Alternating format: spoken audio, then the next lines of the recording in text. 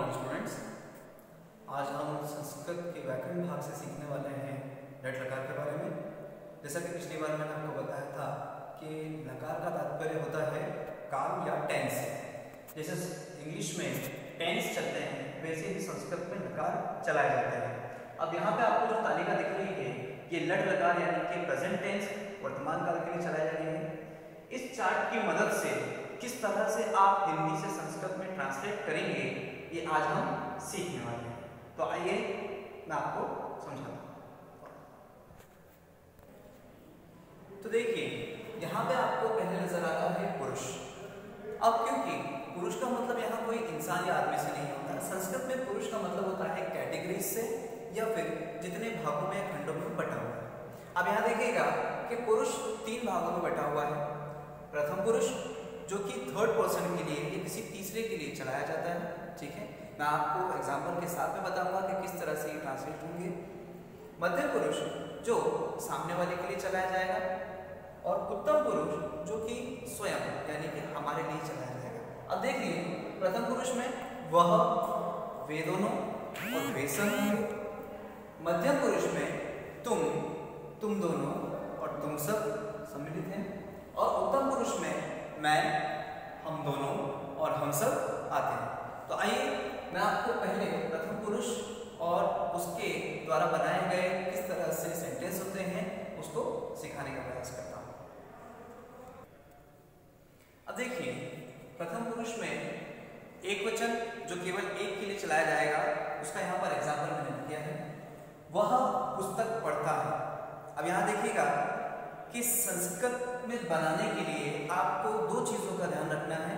पहली चीज कि हमारा सेंटेंस कहाँ से स्टार्ट हो रहा है, ठीक है, और लास्ट में कौन सी क्रिया है। तो इन क्रियाओं में हम लोग सहायक क्रिया जोड़ते हैं। जैसे कि मैंने आपको यहाँ बताया है, यहाँ पर नजर आ रहा है आपको सह। सह का मतलब होता है वह। अगर यहाँ पर किसी बालक का या किसी का नाम आता है तो हम वो प्रयोग करते हैं और लास्ट में हम लोग क्रिया में सहायक क्रिया ती लगाते हैं। यहाँ देखिएगा सभी के अलग अलग क्रियाएं सहायक क्रियाएं लगी हुई हैं। तो हम किस तरह से उसको बनाएंगे। वह पुस्तक पढ़ता है तो आपको देखना है वह का तात्पर्य क्या होता है, सह। तो हमने यहाँ लिख दिया सह। अब क्योंकि बीच में कोई भी सेंटेंस आता है, पुस्तक है, भोजन है, जल है, तो उसमें हमको केवल ऊपर बिंदी लगानी होती है। तो हमने लिख दिया पुस्तकम।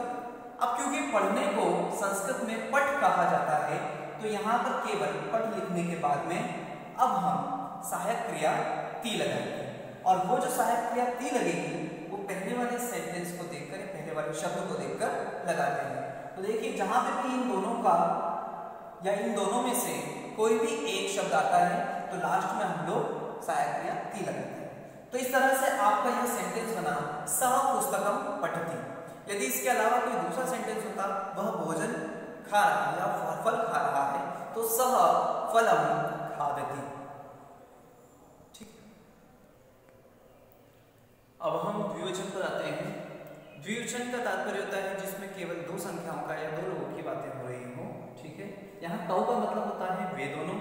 अगर यहाँ पर 2 बालक या 2 बच्चों के बारे में बातचीत की जाती है तो उसमें हम औ की मात्रा लगाते हैं तो ये होता है 2 बालक, बालक। अब यहाँ पर दोनों में से कोई भी एक सेंटेंस शुरुआत में हो, कोई भी एक शब्द शुरुआत में हो तो लास्ट में हम हेल्पिंग वर्ब्स तह लगाएंगे। दोबारा मैं आपको समझाता हूँ कि जो तह शब्द है, जो हेल्पिंग वर्ब्स है, वह क्रिया में लगती है या फिर धातु में लगती है, ठीक है। इसका एग्जांपल देखेंगे। वे दोनों जा रहे हैं। अब वे दोनों को संस्कृत में कहा जाता है तव, तो वैसे ही हमने लिखा तव। जाने को संस्कृत में गच्छ कहा जाता है। तो जहां भी क्रिया होती है वहां पे सहायक क्रिया लास्ट में हमको लगानी है। अब यहाँ पे मैंने आपको समझाने के लिए बताया है गच्छ के साथ में आपको तह लगानी है, सहायक क्रिया लगानी है, तो ये बनेगा गच्छतः। तो हमारा सेंटेंस होगा तव गच्छतः, वे दोनों जा रहे हैं। अब आगे चलते हैं हम बहुवचन की ओर। बहुवचन में 2 या 2 से ज्यादा संख्या वाले शब्द या फिर लोगों की बातें होती हैं। अब यहाँ देखिएगा ते का तात्पर्य होता है वे सब और यहाँ पर अगर बहुत सारे बालकों के बारे में बात हो तो उसमें आ की मात्रा और विसर्ग लगा दिया जाता है। बालकाः तात्पर्य होता है बहुत सारे बालक। यहाँ मैं आपको एक चीज पहचान के लिए बता देता हूँ कि एक वचन में बताने के लिए एक बालक के लिए या फिर किसी एक पर्सन के लिए उसमें विसर्ग लगता है। इन दो बिंदुओं को विसर्ग कहा जाता है। औ की मात्रा जो दो के लिए बताई जाती है और आ की मात्रा और विसर्ग जो बहुवचन में बहुत सारों के लिए बताई जाती है। इसका एग्जाम्पल देखेंगे, वे सब देख रहे हैं।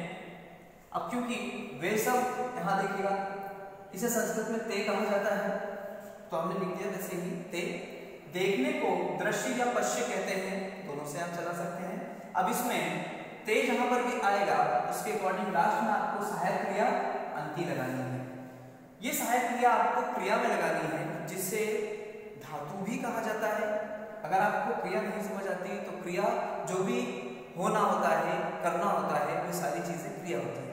खाना पीना, उठना बैठना, चलना सोना, पढ़ना सोचना समझना, ये सारी चीजें क्रिया कहलाती है और इसी में आपको सहायक क्रिया लगानी होती है। तो ये बना हमारा शब्द पश्यन्ति।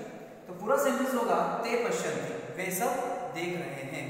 आइए अब हम बालकों का भी एक एक उदाहरण देख लेते हैं। अब मैं यहाँ आपको बालक शब्द का एक वचन, द्विवचन और बहुवचन का रूप किस तरह से ट्रांसलेट किया जाए वो उदाहरण बताता हूँ। मान लीजिए यहाँ पर एक बालक पढ़ता है। यदि ये शब्द आता है तो देखिए एक बालक के लिए बालकः लगेगा, ठीक है, उसमें आपको विसर्ग लगाना है। यहाँ अगर किसी का नाम आता है मोहन, रमेश, तो भी आपको उसमें विसर्ग लगाना होता है। तो हमने लिखा बालकः, पढ़ने को पठ कहते हैं। अब इसमें सहायक क्रिया हम लोग ती लगा देंगे, क्योंकि इन दोनों की अकॉर्डिंग लास्ट में सहायक क्रिया ती लगती है। उसी प्रकार दो बालकों के लिए दोनों बालक पढ़ते हैं, तो दो बालक हैं, द्विवचन में हम लोग को देखना है बालकौ। पढ़ने को पठ कहते हैं और इसमें बालकों के साथ जो सहायक क्रिया लगती है द्विवचन की, तो वह लगा है। तो इस प्रकार से सेंटेंस होगा बालकौ पठता है। उसी प्रकार बहुवचन के लिए सभी बालक पढ़ते हैं। अब यहाँ पर सभी के लिए आप सर्वे शब्द का प्रयोग कर सकते हैं, लेकिन अगर आपने लिखा बालकाः तो ये बहुवचन रूप है, तो इससे आपको बालकाः शब्द उचित रहेगा। तो बालकाः पढ़ने को पठ कहते हैं और उसमें सहायक क्रिया अंति लगा देंगे। तो इस प्रकार से होगा एक वचन के लिए बालकाः पठति, द्विवचन के लिए बालको पठतः और बहुवचन के लिए बालकाः पठन्ति। तो इस प्रकार आज हमने आपको प्रथम पुरुष समझाया और इस प्रकार से मध्यम पुरुष और उत्तम पुरुष भी सेंटेंस के रूप में चलेंगे।